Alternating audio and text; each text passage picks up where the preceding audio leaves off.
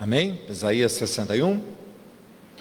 Diz a palavra do Senhor: o Espírito do Senhor está sobre mim, porque o Senhor me ungiu para pregar boas novas aos quebrantados, enviou-me a curar os quebrantados de coração, a proclamar a libertação aos cativos e a pôr em liberdade os algemados, a apregoar o ano aceitável do Senhor e o dia da vingança do nosso Deus, a consolar todos os que choram e a pôr sobre os que em Sião estão de luto uma coroa em vez de cinzas, óleo de alegria em vez de pranto, veste de louvor em vez de espírito angustiado, a fim de que chamem carvalhos de justiça, plantados pelo Senhor para a sua glória. Edificarão os lugares antigamente assolados, restaurarão os de antes destruídos e renovarão as cidades arruinadas, destruídas de geração em geração.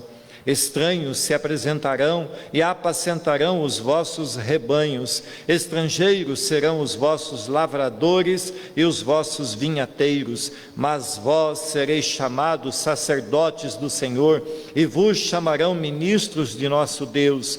Comereis as riquezas das nações e na sua glória vos gloriareis.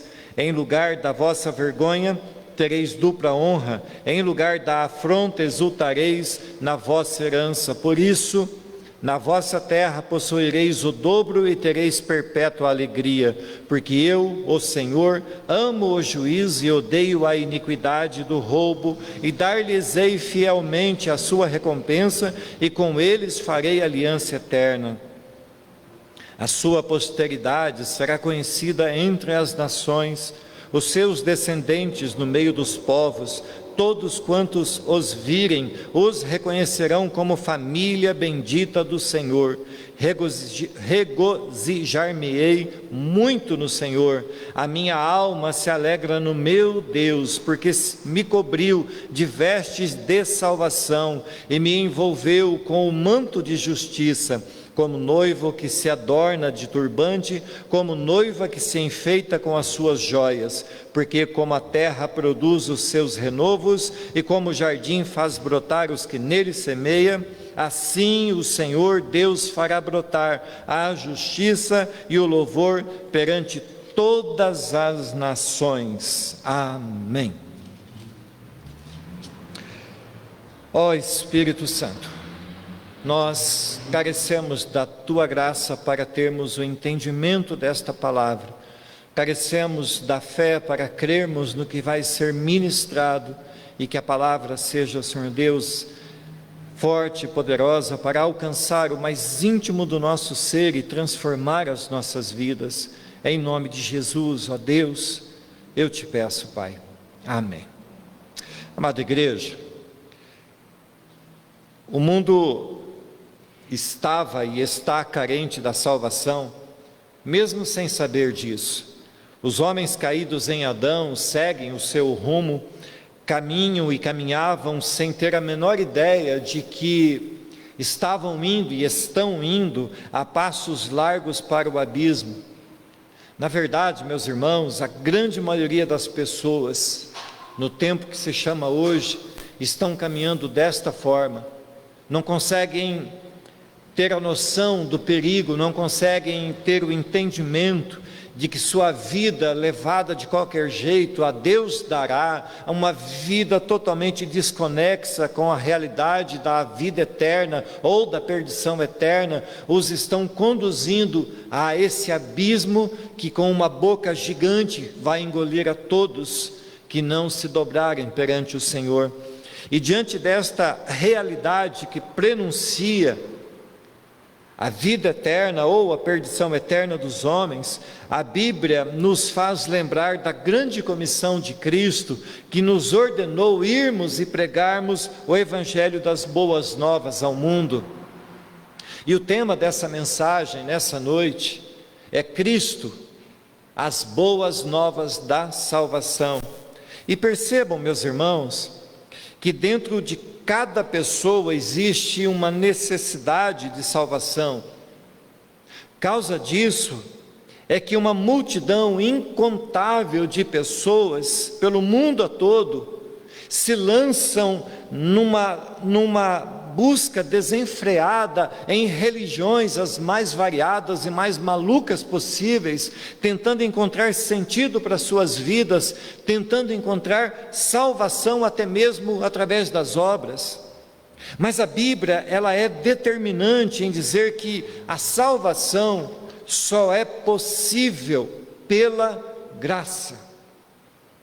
Paulo, escrevendo aos irmãos de Roma, disse assim: mas o dom gratuito não é como a ofensa, porque se muitos morreram pela ofensa de um só, muito mais a graça de Deus e o dom pela graça de um só homem, Jesus Cristo, foram abundantes sobre muitos.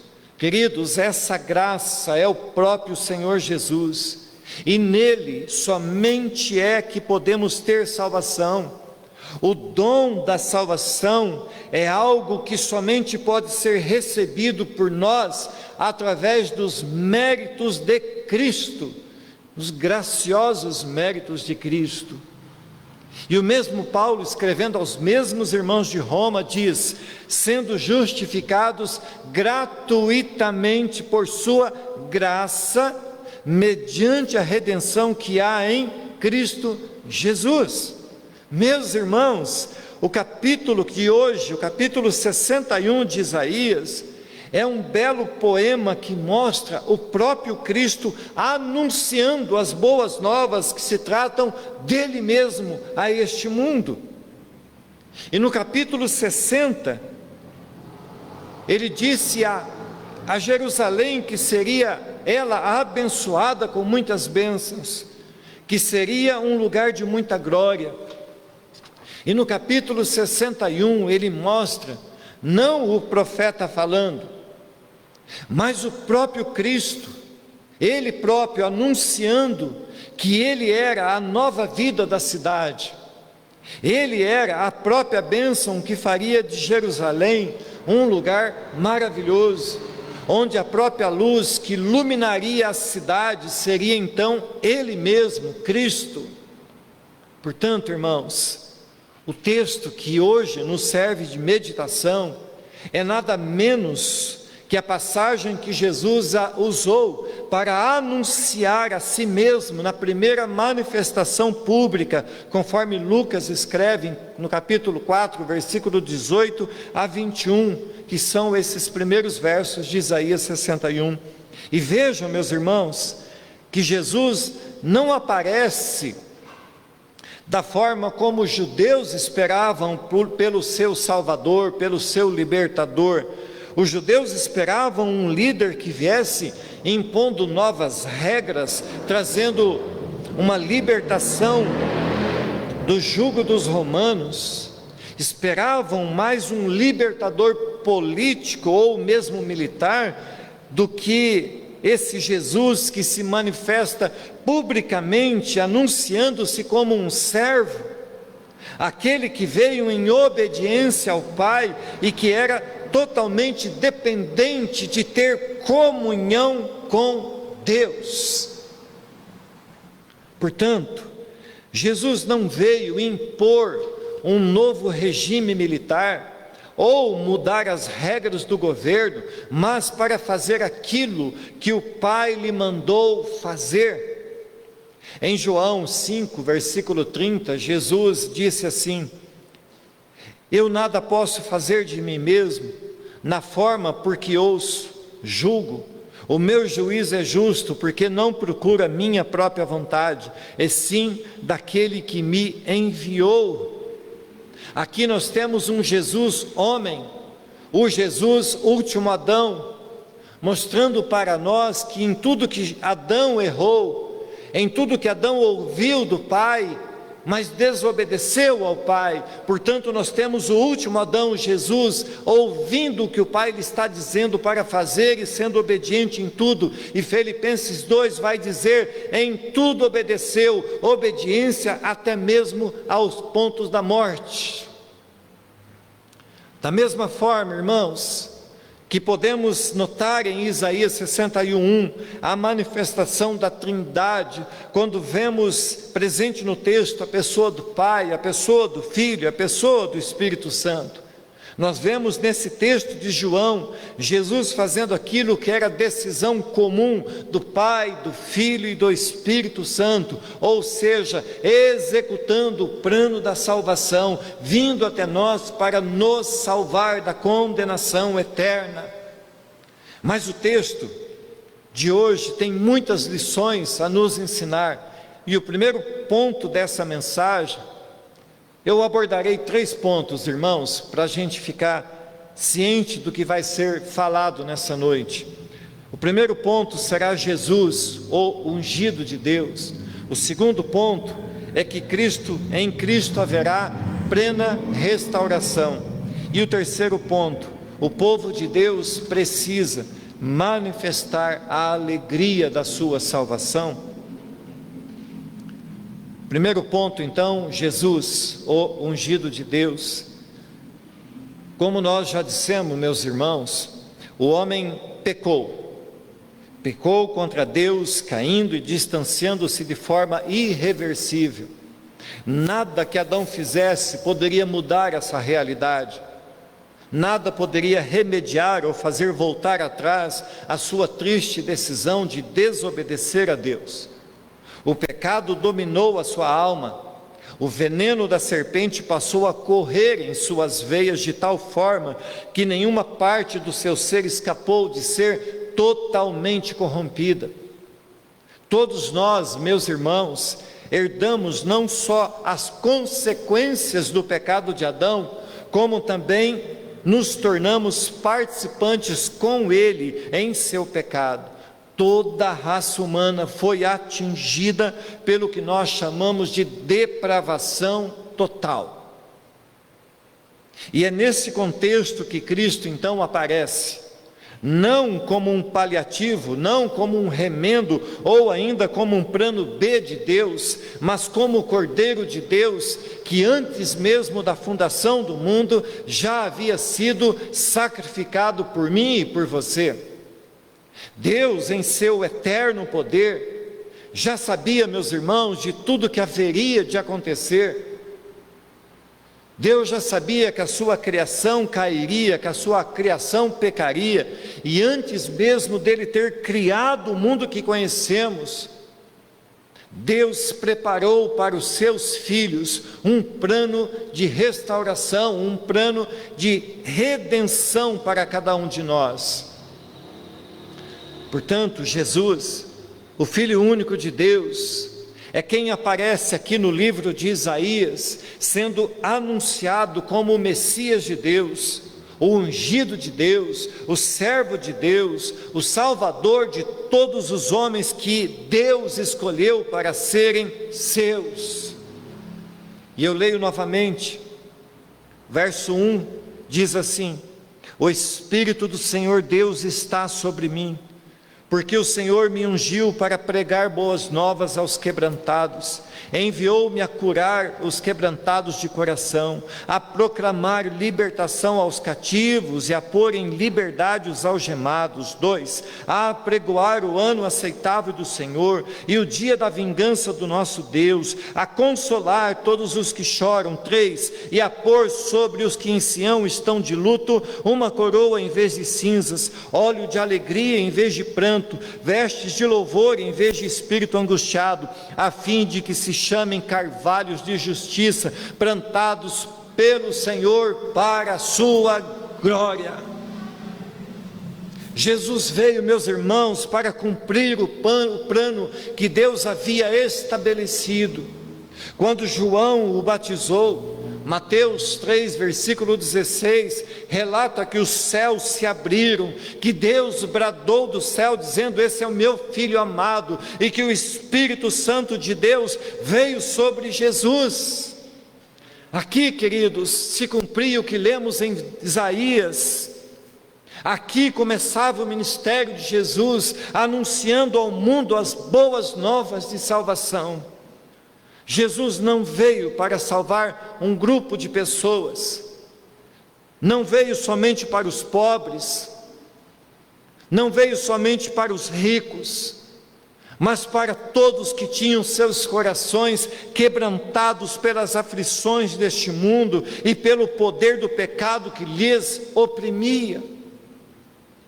O salmista representa bem essa situação dos homens ao escrever: volta-te para mim e tem compaixão, porque estou sozinho e aflito. Alivia-me as tribulações do coração, tira-me as minhas angústias, considera as minhas aflições e o meu sofrimento, e perdoa todos os meus pecados. Considera os meus inimigos, pois são muitos e me abominam com ódio cruel. Guarda minha alma e livra-me, não seja eu envergonhado, pois em ti me refugio.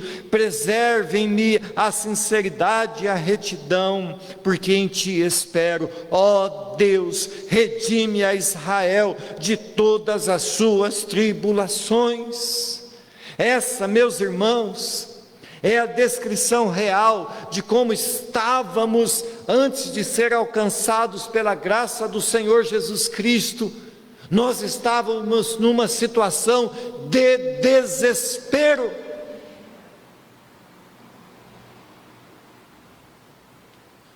Dia desses, no grupo familiar, nós ficamos as 3 segundas-feiras, falando sobre salvação. E aí eu tentando achar uma figura para descrever o que era a nossa situação nesse mundo sem Cristo.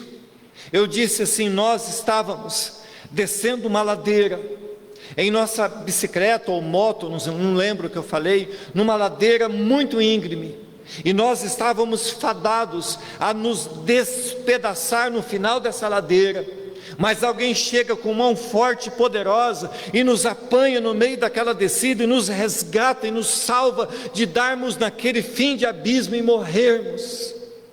Essa era a nossa situação, o nosso medo, o nosso desespero, a nossa angústia, e Jesus vem e toma-nos em suas mãos com sua forte e poderosa graça e nos livra do abismo da perdição eterna. Isso é salvação em Cristo Jesus. E percebam, meus irmãos, que Jesus está fazendo aqui nesse texto um paralelo entre o antes e o depois. Antes de Cristo havia choro, mas agora existe consolo. Havia luto e sobre as cabeças cinzas, mas agora Jesus põe sobre nossas cabeças uma coroa. No lugar do pranto temos o óleo da alegria. O que era antes uma angústia terrível, agora em nossos lábios há um cântico de louvor. Meus irmãos, dizem que essa alegria, ou que a alegria não dura para sempre, e é verdade. Mas essa verdade só se aplica a este mundo, a esta vida, às coisas deste mundo. Ainda que tenhamos que suportar alguns momentos tristes, eles não durarão para sempre também. A alegria de termos Cristo, de estarmos em Cristo, essa sim, meus irmãos, essa é eterna. Todas as promessas que Jesus fez para os que são salvos não têm prazo de validade, são para sempre, são eternas. Por isso ele vai fechar o seu pensamento dizendo: a fim de que se chamem carvalhos de justiça, plantados pelo Senhor para a sua glória. Jesus, ao citar os carvalhos, está falando de estabilidade, de permanência, de abundância. Se antes os homens viviam para a sua própria glória e morriam em seus pecados, agora em Cristo viverão para a glória de Cristo uma vida eterna, tendo como segurança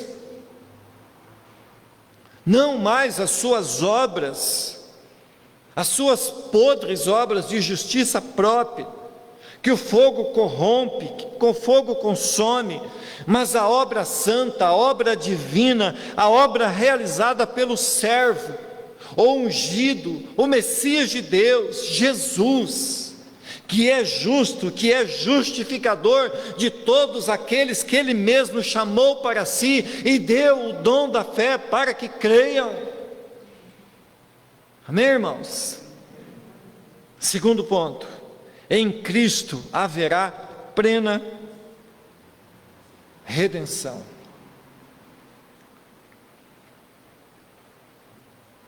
Me permitam ler novamente, verso 4 até o verso 9. Edificarão os lugares antigamente assolados, restaurarão os de antes destruídos e renovarão as cidades arruinadas, destruídas de geração em geração. Estranhos se apresentarão e apacentarão os vossos rebanhos. Estrangeiros serão os vossos lavradores e os vossos vinhateiros. Mas vós sereis chamados sacerdotes do Senhor, e vos chamarão ministros de nosso Deus. Comereis as riquezas das nações, e na sua glória vos gloriareis. Em lugar da vossa vergonha tereis dupla honra, em lugar da afronta exultareis na vossa herança. Por isso na vossa terra possuireis o dobro e tereis perpétua alegria. Porque eu, o Senhor, amo o juízo e odeio a iniquidade do roubo. Dar-lhes-ei fielmente a sua recompensa, e com eles farei aliança eterna. A sua posteridade será conhecida entre as nações, os seus descendentes no meio dos povos. Todos quantos os virem, os reconhecerão como família bendita do Senhor.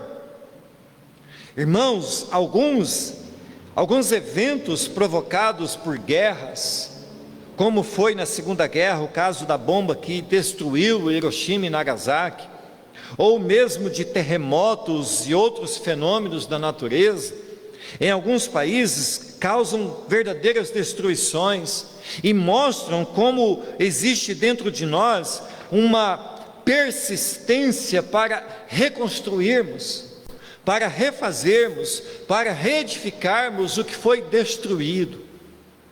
E talvez por termos dentro de nós um desejo pela eternidade, nós tentamos de todas as formas prolongar a nossa permanência nesta vida.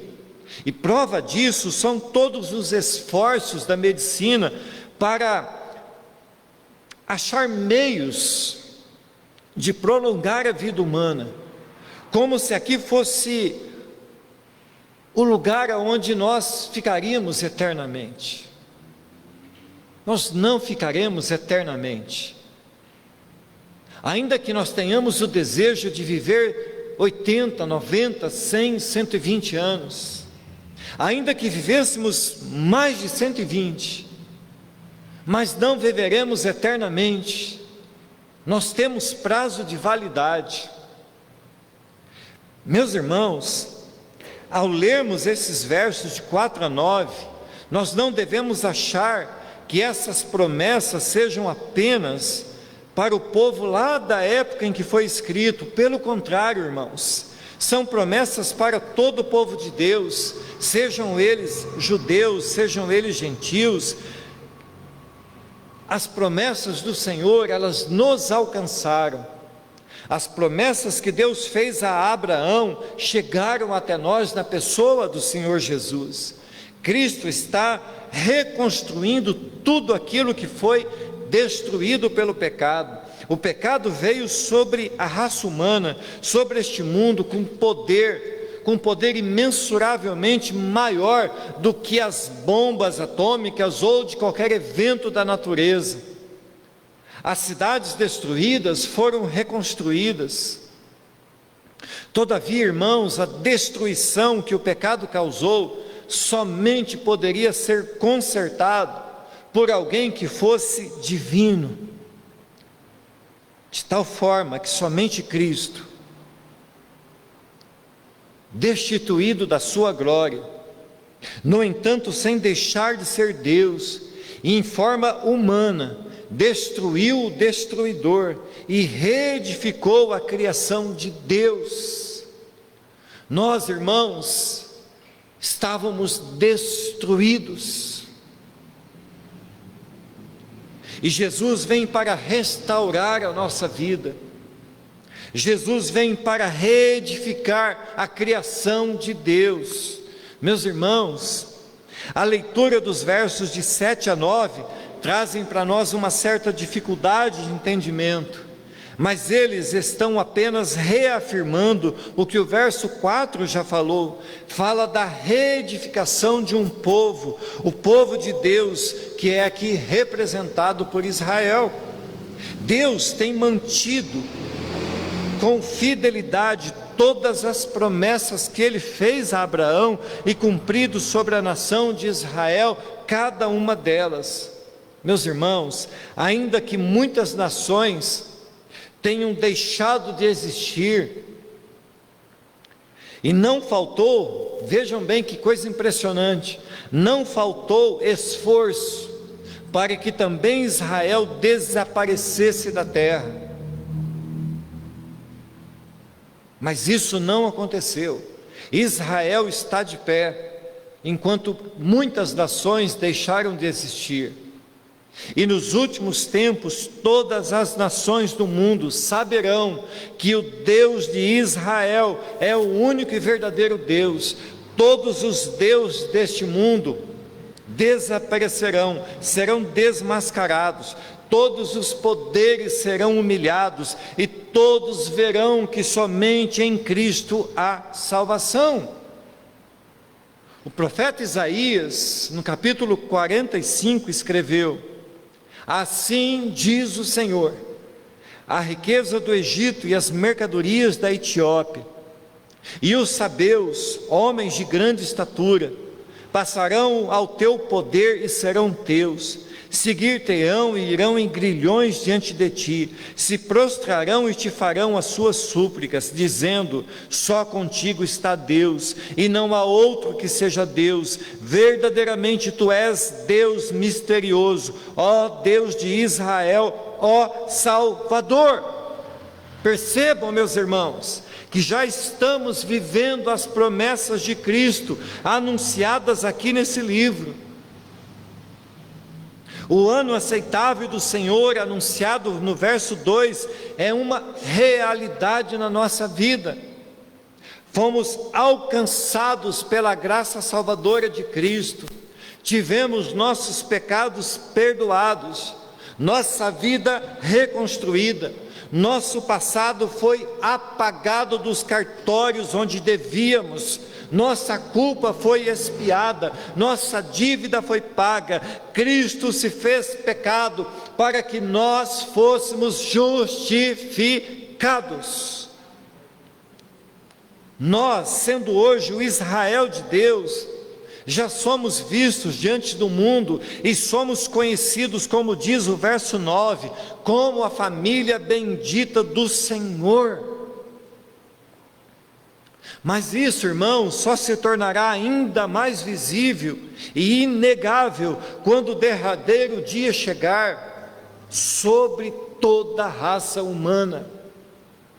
Percebam, meus irmãos, que esse texto está falando que nós, igreja do Senhor, que servimos o Deus santo e poderoso, único e verdadeiro, aquele que levantou uma nação para chamar de sua e fazer o seu nome conhecido diante do mundo, é o mesmo Deus que hoje nós servimos, é o mesmo Deus que coloca sobre nós a bênção da salvação e a responsabilidade da pregação dessa salvação. Cabe a nós, irmãos, estarmos anunciando ao mundo o evangelho da salvação. Terceiro ponto, o povo de Deus deve manifestar a sua alegria, a gratidão e o louvor pelos grandes benefícios que temos recebido de Deus, devem estar presentes em nossas vidas diariamente. Meus amados irmãos, quinta-feira, depois que saímos do culto de oração, quando atravessei o semáforo, o meu carro pifou a embreagem, fiquei sem embreagem. Com muito custo, cheguei até em casa. Liguei para o irmão Adriano, falei: Adriano, preciso de um socorro mecânico.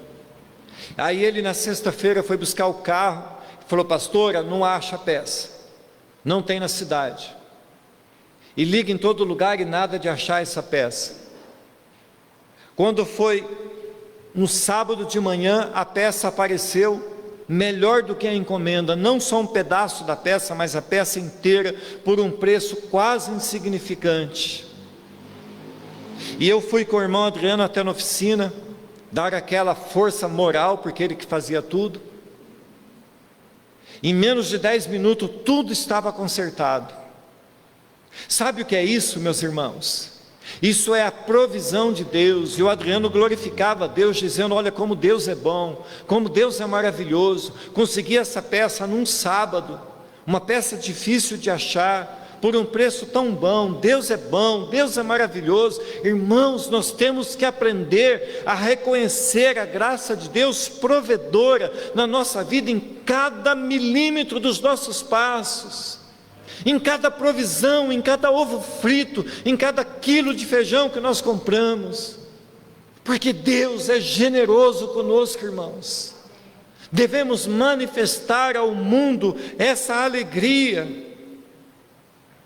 Não podemos ser vistos diante de Deus como reclamões, que o somos. Devemos manifestar diante de Deus a nossa alegria, a nossa satisfação de reconhecer que éramos um qualquer perdido pelo mundo e Deus nos chamou para andarmos na sua luz gloriosa. O que vemos no verso 10 vai nos ensinar que Sião está feliz pelos grandes feitos que Deus operou em seu favor.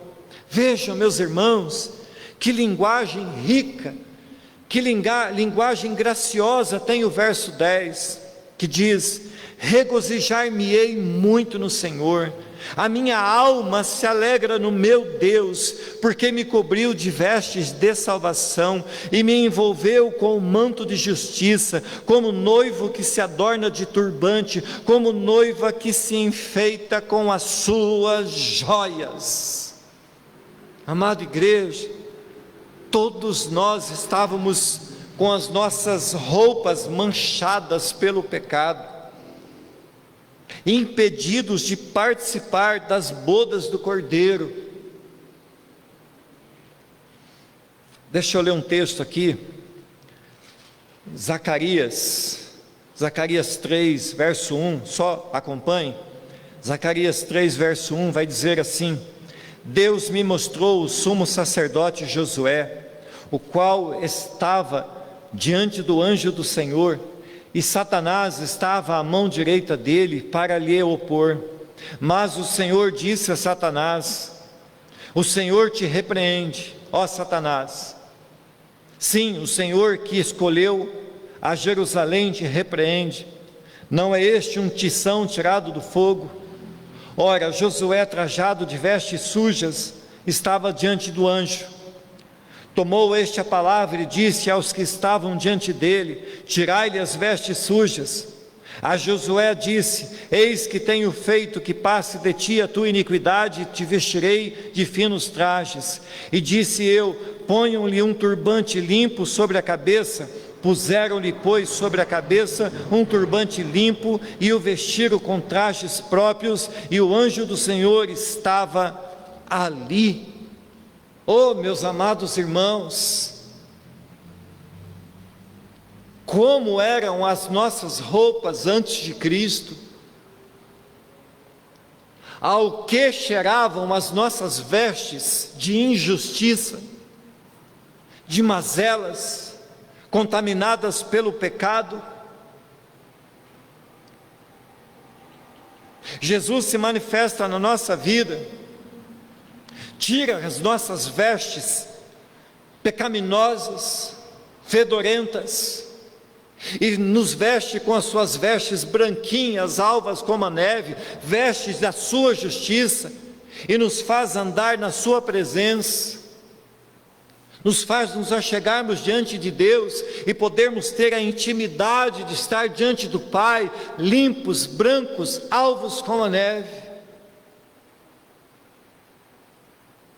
Messias de Deus, veio operar em nós uma obra maravilhosa. Tira as nossas vestes sujas e nos veste com essas vestes de salvação, e ainda nos envolveu com seu manto de justiça. E diante de tudo isso, irmãos, eu penso que nos resta falar, como falou o salmista no Salmo 40, verso 3, e me pôs nos lábios um novo cântico, um hino de louvor ao nosso Deus. Muitos verão essas coisas, temerão e confiarão no meu Senhor. Devemos testemunhar, amados, testemunhar ao mundo com urgência a grande obra de Deus em Cristo, a grande obra que Deus tem realizado através de Cristo em nossas vidas. Devemos levar a esperança aos desesperados, manifestar Deus aos que ainda se encontram perdidos nas trevas, na escuridão dos seus pecados.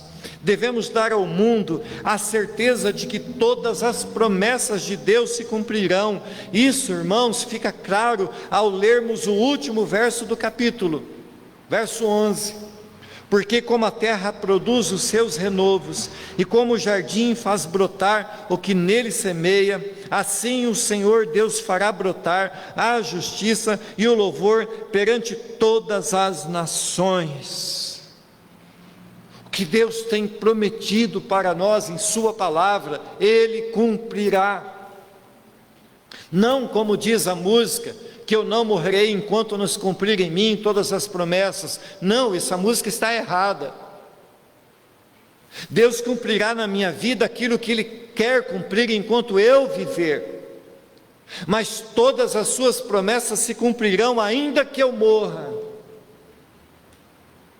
Porque a nossa esperança não está na nossa vida, que é ligada a um fio de prata. A nossa esperança é Cristo, que é eterno, que é poderoso, que é Senhor e que é justo e que é fiel à sua própria palavra. A figura da terra que produz é uma forma irrefutável de mostrar ao mundo que da mesma forma que a terra continua fazendo a semente germinar, assim também Deus cumprirá cabalmente tudo aquilo que Ele tem falado em sua palavra. Ainda que os homens não possam produzir justiça, Deus a fará acontecer, todas as nações do mundo verão a sua glória e se renderão a ela. A igreja justificada deve andar em santidade para que o mundo creia na mensagem que ela está pregando. O testemunho da igreja está intimamente ligado à sua conduta. O resultado daquilo que cremos e pregamos depende de como o mundo está olhando e vendo em nós. Amém, irmãos? Para concluir, eu creio, meus irmãos, que devemos encerrar esse sermão com o entendimento de que Cristo, como servo sofredor, veio trazer sobre todos os escolhidos a salvação, transformar suas vidas, reconstruir o que fora destruído pelo pecado e torná-las novas criaturas para andarem conforme a medida da graça de Deus. No entanto, amados, pesa sobre nós como um peso de glória andarmos em santidade. Devemos manter limpas as vestes que Deus nos vestiu, ainda que isso seja para nós quase impossível. Mas por isso, nós apelamos para o Cristo que nos redime, para o Cristo que nos justifica, e para a sua graça salvadora que nos envolve, que nos guarda, que nos protege. Esse mundo vil, meus irmãos, esse mundo deseja tirar a nossa paz, deseja tirar a nossa vida, deseja nos tirar do caminho da retidão e fará todo o possível para isso. Mas se entendermos que Cristo é Senhor das nossas vidas, se entendermos o poder e a glória e a graça do Senhor que há em nós, nós venceremos um dia de cada vez, um só dia, e viveremos para a glória do Senhor para todo sempre. Amém?